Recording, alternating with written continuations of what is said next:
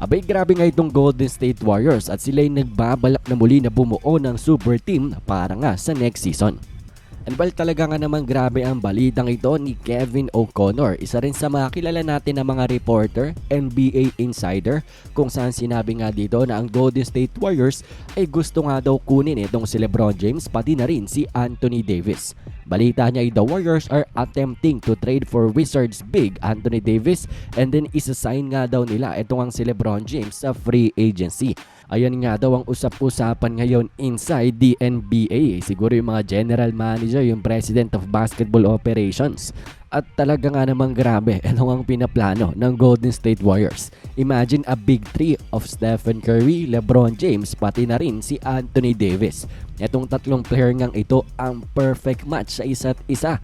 Kumbaga ang kanilang iba't ibang skill set sa loob ng court ay perfectly matches with each other. Ang shooting ni Stephen Curry, ang downhill at pati na rin playmaking skill na itong ni LeBron James, and then itong si Anthony Davis na presence inside on both ends.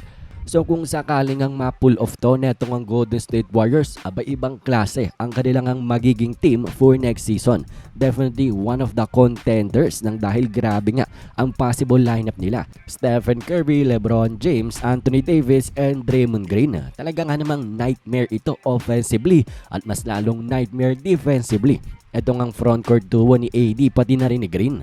And definitely, etong ang planong ito ng Golden State Warriors has a chance na mangyari ngayong offseason. Alam naman natin ang sitwasyon neto ni AD dito sa Wizards na gusto niya nga daw ng extension, max extension, at hindi natin sure kung gusto ng Wizards na bigyan ng long-term na deal etong ang si AD nang dahil alam naman natin ang kanyang injury history.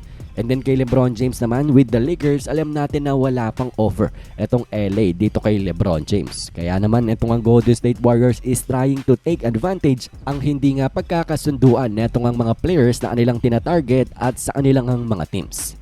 And definitely kung iisipin natin ay parang nasa interest din naman ito ni LeBron pati na rin ni AD. Sinabi ni LeBron gusto niya pa rin mag-compete for a championship at ganoon din naman itong si AD. Gusto niya nga daw na sa ngayon ay mag-compete for title. Kumbaga walang panahon itong si AD for rebuild. At alam naman natin ang Wizards is trying to rebuild. So mukhang ang itong option na ito ay very high chance na mangyari. Nang dahil ay talagang matagal nang gusto ni LeBron James din at ni Stephen Curry na maging mag-teammates tapos sasamahan pa ni AD. Magkaka-reunion si LeBron pati na rin si Davis. And definitely kung mangyayari nga ito ay merong magandang narrative for next season nang dahil ang mga old and aging superstars na sila Stephen Curry, LeBron, AD at Green ay kakaharapin nga ang mga young superstars na sila Wemby, sila SGA, Luka at Edwards. So magiging kaabang-abang nga ang next season kung mangyayari nga ito, kung mapupull off ng Golden State Warriors ang kanilang plano na bumuo muli ng super team. Pero kinakailangan nilang i-trade itong si Jimmy Butler papunta dito nga sa Wizards para nga mangyari itong ang kanilang planong ito. Anyways, kayo ba na bang masasabi nyo dito? Anong inyong opinion? Komento nyo lamang yan sa ating comment section.